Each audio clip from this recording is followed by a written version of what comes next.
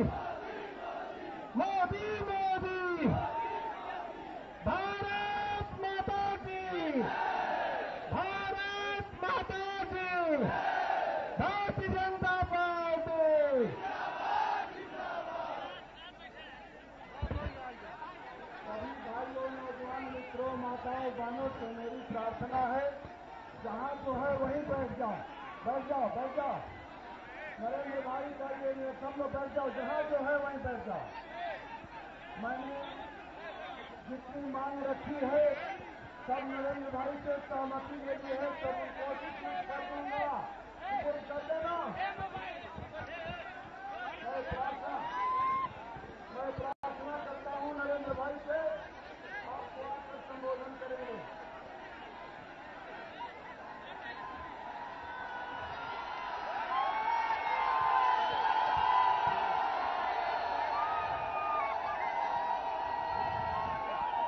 भारत माता की, भारत माता की।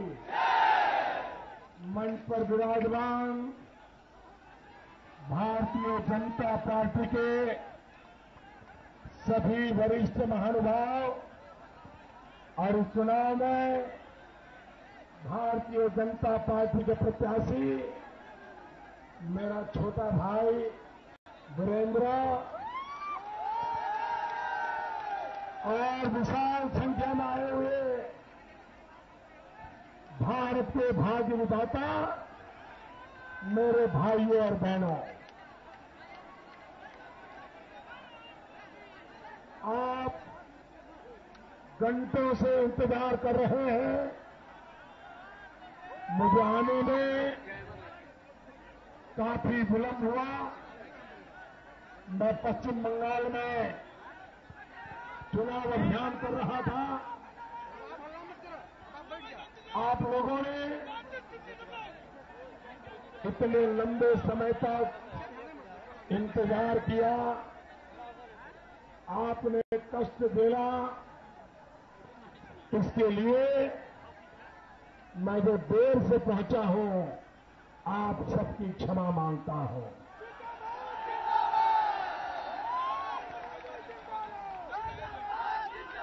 भाइयों बहनों, ऐसी चमचमाती धूप में आप लोग जो तपस्या कर रहे हैं, मैं आपकी तपस्या कभी बेकार नहीं जाने दूंगा। भाइयों बहनों, आप जो मुझे इतना प्यार दे रहे हो, पलक पावड़े बिछा करके एक गरीब के बेटे को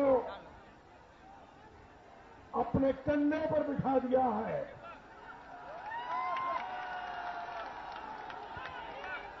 भाइयों बहनों, मैं इस प्यार को सवाया करके विकास करके लौटाऊंगा। भाई, विकास करके।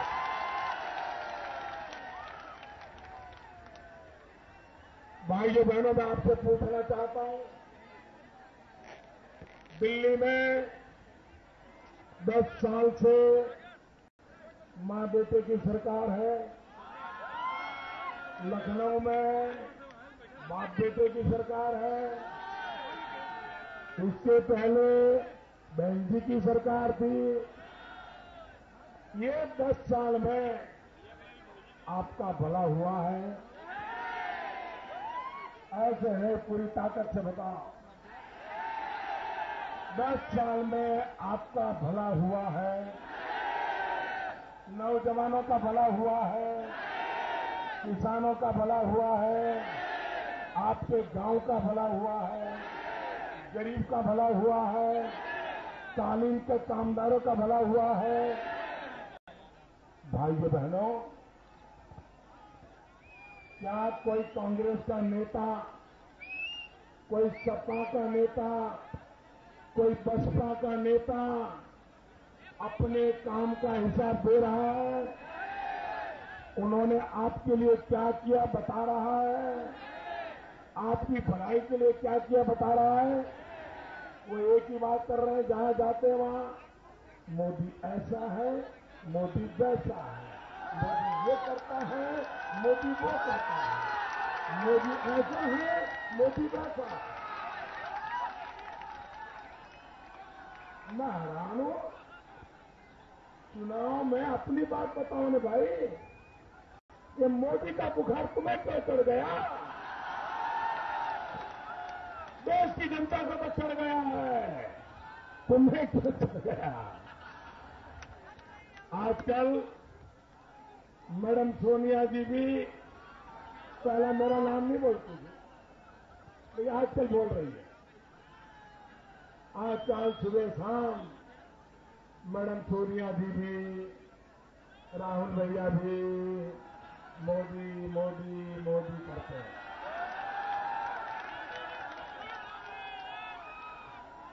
भाइयों बहनों, आजकल मैडम सोनिया जी ये कह रही है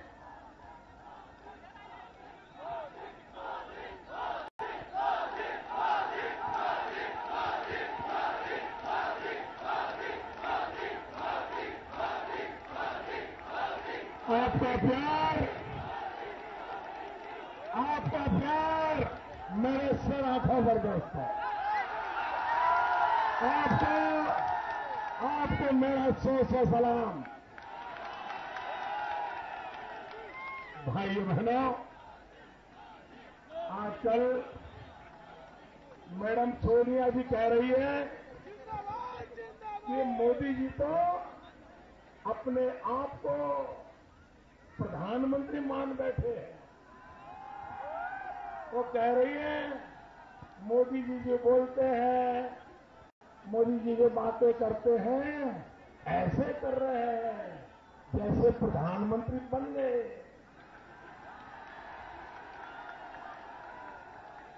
मैडम सोनिया जी, आपके मुंह में घी शक्कर।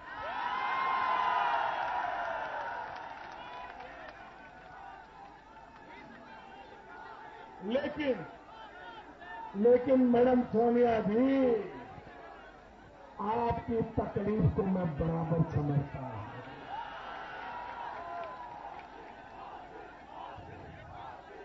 मैं मैडम सोनिया जी आपकी तकलीफ को बहुत भली भांति समझता हूं।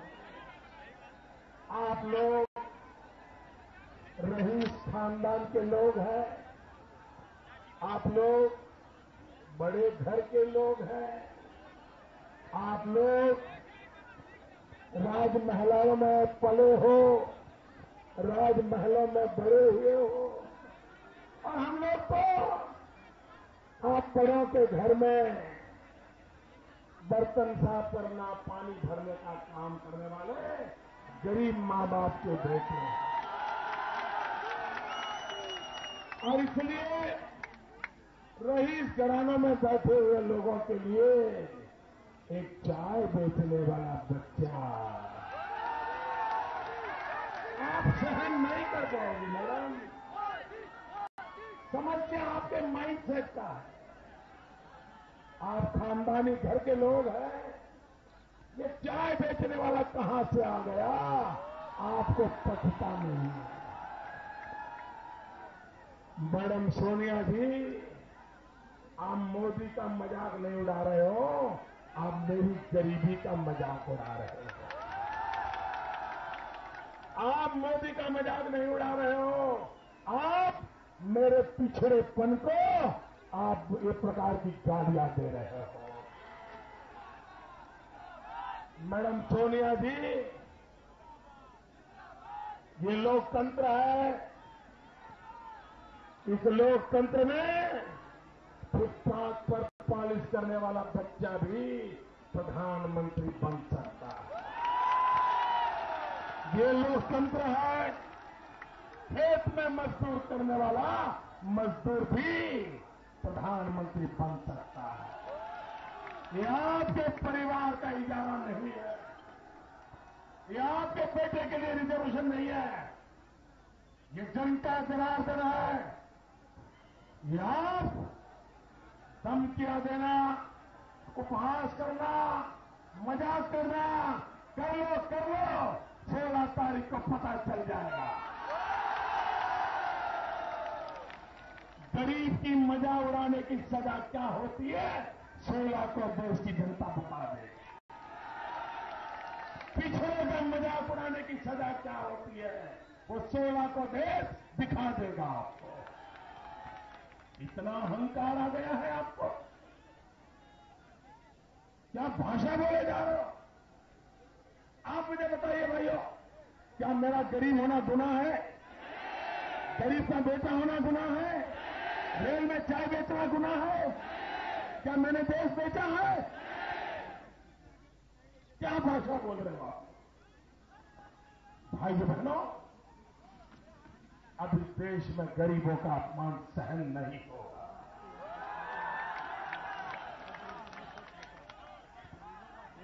भाई बहनों, आप मुझे बताइए,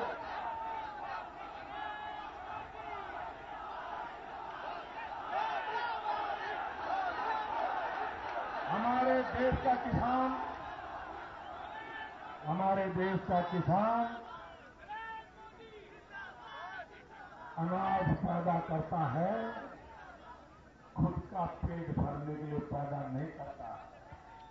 खुद का पेट भरने के लिए तो उसे बहुत कम अनाज लगता है। वो अनाज पैदा करता है गरीब का पेट भरने के लिए। वो मेहनत करता है कोई गरीब भूखा न रहे, इसलिए वो खेत के अंदर जिंदगी गुजारता है। वो अनाज पैदा करता है और गरीब के पेट में नहीं जाता है, तो किसान सबसे ज्यादा दुखी होता है। भाइयों बहनों, मेरे देश के किसान मेहनत करें, अन्न के भंडार भर दें और अनाज सरकार के गोडाउन में सड़ता रहे, पानी में भीगता रहे, चूहे खाते रहे। ये कैसी सरकार है भाई? ये बर्बादी करने वाली सरकार गरीब को खिलाने के लिए तैयार नहीं। आज सुप्रीम कोर्ट ने डंडा मारा। सुप्रीम कोर्ट ने कहा, ये जो अनाज जिसको आप रख नहीं पाते हो, ये अनाज गरीबों को बांट दो।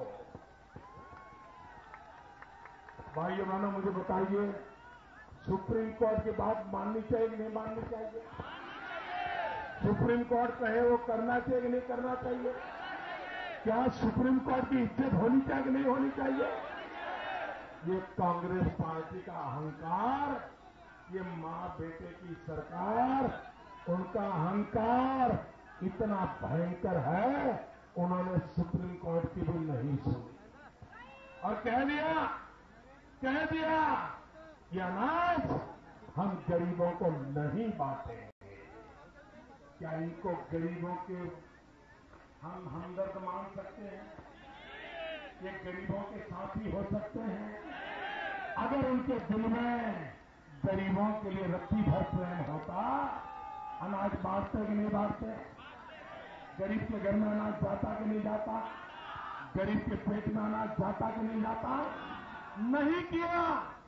और क्या किया वो जान करके आपको धक्का लगेगा। क्या किया इन्होंने? अनाज को सड़ने दिया और बाद में शराब बनाने वाली कंपनियों को 80 पैसा किलो के भाव से बेच दिया। आप मुझे बताइए, गरीब में पेट में अनाज चाहिए कि गरीब के पेट में शराब चाहिए? जो गरीब के पेट का अनाज छीन करके पेट में शराब डालते हैं, वो पापी है कि नहीं है? देश को बर्बाद करने वाले लोग है कि नहीं है? ये कांग्रेस ने ऐसे पाप किए हैं। भाई बहनों, आप मुझे बताइए, हमारे यहां की कानून ये सारे दुनिया में जा सकती है कि नहीं जा सकती है?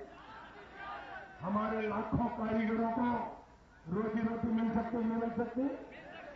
मैं अटल बिहारी वाजपेयी का आभारी हूं, तो उन्होंने कालीन उद्योग को बढ़ावा देने के लिए यहां एक सेंटर खोला था, डिजाइन का सेंटर खोला था, नई नई डिजाइन बने, दुनिया के बाजार में हमारी भदोही की कालीन उसका डंका बजाया जाए, ये उनका सपना था।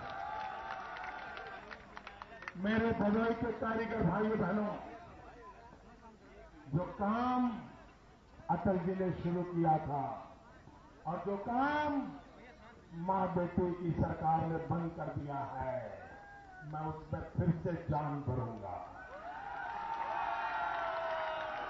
और आप देखिए, जीरो डिफेक्ट के साथ मैन्युफैक्चरिंग कैसे होता है, दुनिया के बाजार में ब्रांडिंग कैसे होता है, मार्केटिंग कैसे होता है, मैं करके दिखाऊंगा।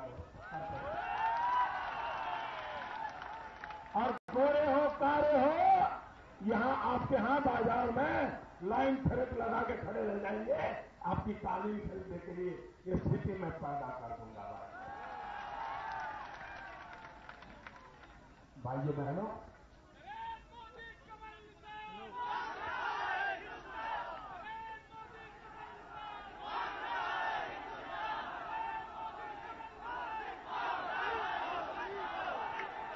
भाइयों बहनों, आपने कभी मुंबई न देखा हो तो मुंबई देखने का मन करता है कि नहीं करता? करता है ना? मुंबई देखने का मन करता है ना? बताओ ना। और मुंबई देखने जाते हो तो कैमरा लेके जाते हो ना, फोटो निकालते हो ना कि मैं मुंबई गया था, गेटवे ऑफ इंडिया पे खड़ा था, ये सब मन करता है कि नहीं करता है? चौपाटी पे खड़ा था, फिर वो फोटो व्हाट्सएप पर दोस्तों को भेजते कि नहीं भेजते? भेजते हैं ना। जैसे आपने मुंबई नहीं देखा तो आपको मुंबई देखने का मन करता है, मुंबई जाते हो तो फोटो निकालने का मन करता है। वैसे ही जिन्होंने गरीबी देखी नहीं है ना, उनको गरीब देखने का मन करता है। जो सोने का चम्मच लेके पैदा हुए वो गरीब को देखने के लिए जाते हैं। जैसे लोग ताजमहल देखने आते हैं ना, वो गरीब को देखने जाते हैं, क्योंकि उनको पता नहीं होता है गरीब होता क्या है, गरीब को पैर कितने होते हैं, गरीब को हाथ कितने होते हैं, गरीब को जुबान होती है कि नहीं होती है, गरीब को पेट होता है नहीं, पता है उनको। इसलिए महल से निकल करके गरीब के घर जाते हैं और ये सारे टीवी वालों को लेकर के जाते हैं, फोटो निकालते हैं, गरीब देखने का फोटो निकालते हैं और एक आध बच्चे को उठा करके गोद में बिठा देते हैं, फोटो निकालते हैं बराबर। और इतना ही नहीं, उस दिन सारा गरीब का खा जाते हैं। ये राहुल भैया का वार्षिकोत्सव है। जैसे देश 15 अगस्त बनाता है, जैसे देश 26 जनवरी बनाता है, वैसे राहुल भैया को साल में एक बार गरीब के यहां फोटो निकालना, ये उनका वार्षिकोत्सव है, एनुअल। अरे जो सोने के चमकने के पैदा हुए उनको गरीबी क्या मालूम होगा भाइयों, गरीब कैसे जिंदगी गुजारता है उन्हें पता नहीं। और इसलिए भाइयों बहनों, गरीब का दुख वो जानता है जिसने गरीबी झेली है, जिसने गरीबी में जिया है। और इसलिए मैं भाइयों बहनों आज आपके पास आया। भाइयों बहनों, आप मुझे बताइए, राजनीति में से अपराधीकरण का खात्मा होना चाहिए कि नहीं होना चाहिए? एक गुंडे बदमाशों के हाथ से राजनीति निकलनी चाहिए कि नहीं निकलनी चाहिए? ईमानदार अच्छे लोग राजनीति में आने चाहिए कि नहीं आने चाहिए? मेरे भाइयों बहनों, मैंने मन में ठान लिया, मेरा जो होगा सो होगा, लेकिन मैंने तय कर लिया है ये जो नई पार्लियामेंट बनेगी उसमें जो 542 लोग आएंगे, उन्होंने अपना चुनाव नामांकन में लिखा होगा कितने गुना किए हैं, कितनी एफआईआर है, क्या है, सब लिखा होगा। ये सारा मैं सुप्रीम कोर्ट को दे दूंगा और सुप्रीम कोर्ट को हाथ जोड़ के कहूंगा कि कोई व्यवस्था करो, 1 साल के भीतर भीतर इनके सारे केस चला लो। जो गुनहगार है वो जेल में चला गया, जो बेगुनाह है दूध का दूध पानी का पानी हो जाएगा, और जो जेल जाएगा उसकी सीट खाली हो जाएगी। उपचुनाव होगा, उपचुनाव होगा, अच्छे लोग आना शुरू हो जाएगा। और तभी तो कहता हूं अच्छे दिन आने वाले हैं, अच्छे दिन आने वाले हैं।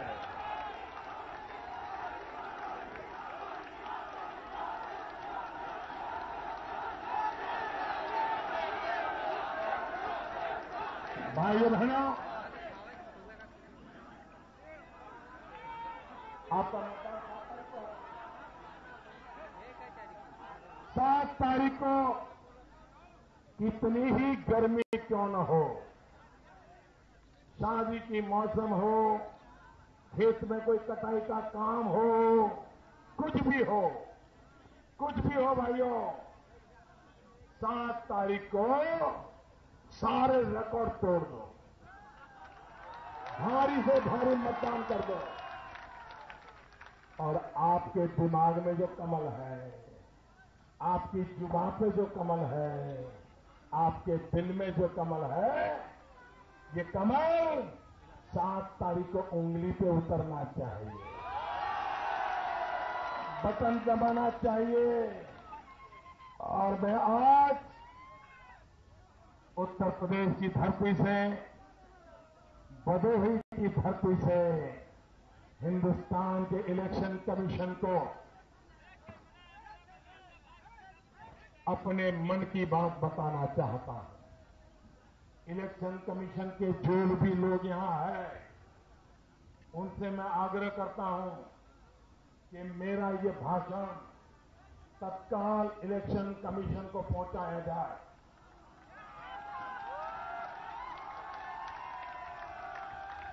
जो वीडियो उतार रहे हैं इलेक्शन कमीशन की तरफ से, वे भी तत्काल मेरा भाषण भारत के इलेक्शन कमीशन को पहुंचाए। और मैं चाहता हूं कि इलेक्शन कमीशन मेरी इस बातों को गहराई से समझने की कोशिश करे। मैं इलेक्शन कमीशन, आपका काम एम्पायर का है, निष्पक्ष चुनाव कराना ये आपकी जिम्मेवारी है। मतदाताओं की सुरक्षा ये आपकी सबसे बड़ी रिस्पॉन्सिबिलिटी है। आप अपनी जिम्मेवारी से हट नहीं सकते हो। आपको भाजपा पर कोई मेहरबानी करने की जरूरत नहीं है, आपको किसी दल पर मेहरबानी करने की जरूरत नहीं है। यह आपका दायित्व है। और मैं आप पर गंभीर आरोप लगाता हूं कि उत्तर प्रदेश, बिहार के कुछ इलाकों में पिछले दिनों जो चुनाव हुआ, मैंने उत्तर प्रदेश के मेरे प्रवास में कहा था कि यहां रिगिंग होगा, यहां लूट होगी, इलेक्शन कमीशन अधिक फोर्स लगाए। मैंने पश्चिम बंगाल में भी कहा था, और मेरी जानकारी है चुनी हुई जगहों पर इलेक्शन कमीशन विफल गया है। इलेक्शन कमीशन, गुजरात में शांति से चुनाव हो तो तुम्हें बटन खोलने की जरूरत नहीं है। महाराष्ट्र में शांति से हो, राजस्थान में शांति से हो, दिल्ली में शांति से हो, उसमें आपका कोई कर्तव्य नहीं है। अगर बिहार में शांति से चुनाव होते हैं, बंगाल में शांति से चुनाव होते हैं, पूर्वी उत्तर प्रदेश में शांति से चुनाव होते हैं, दबंग लोग रिगिंग नहीं करते हैं, तब आपकी सफलता है। आज इलेक्शन कमीशन पिछले 2-3 राउंड में फेल गया है, ये मेरा गंभीर आरोप है। आज पूरे देश में चुनाव करीब करीब पूरा हो गया है। सारे सिक्योरिटी फोर्सेस खाली पड़े हैं, तत्काल आप सिक्योरिटी फोर्सेस को मोबिलाइज कीजिए। ये जहां दबानगिरी चलती है, गुंडागिरी चलती है, वहां पर नागरिकों की रक्षा करने का जिम्मा उठाइए। और आगे कुछ भी हुआ, ये लोकतंत्र पर धब्बा लगेगा, वो धब्बा इलेक्शन कमीशन के मुंह पे लगेगा।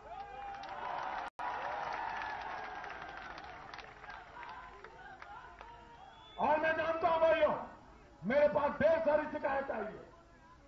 ये गुंडागर्दी करने वाले लोग, देश के लोकतंत्र को दबोचने वाले लोग, क्या ये देश चलाएंगे क्या? और क्या इलेक्शन कमीशन का कोई दायित्व नहीं है? और इलेक्शन कमीशन, मेरे इस भाषण के कारण भी कोई गुनाह बनता है तो आपको एफआईआर करने की छूट है। आप दुनिया को डराना, मोदी को डराने की कोशिश मत करो। हमें जिंदगी में कुछ खोना नहीं है, हम तो फिर से चाय बेचना शुरू कर देंगे, लेकिन लोकतंत्र के साथ ये खिलवाड़ नहीं होने देंगे, लोकतंत्र की मजाक नहीं होने देंगे। और मैं बड़ी गंभीरता से कहता हूं, मेरी इलेक्शन कमीशन के प्रति भारो भार नाराजगी है। एक तरफा कारोबार चल रहा है। और मैं देश भर के बुद्धिजीवियों से आग्रह करता हूं, ये इलेक्शन कमीशन जहां ये दंगे फसाद हो रहे हैं, जहां परेशानियां हो रही हैं, जहां गुंडागिरी हो रही है, वहां कर क्या रहा है? अरे बाप बेटे की सरकार,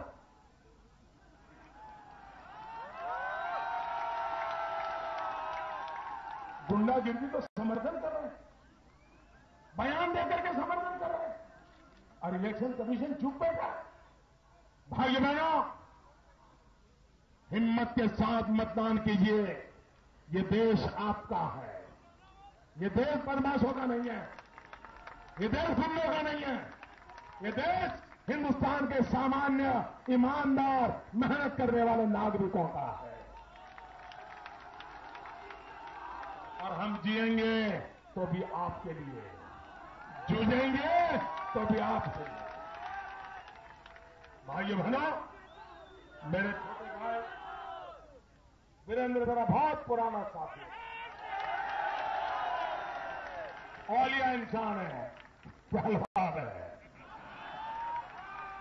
उसको विजयी बनाइए। भारत माता की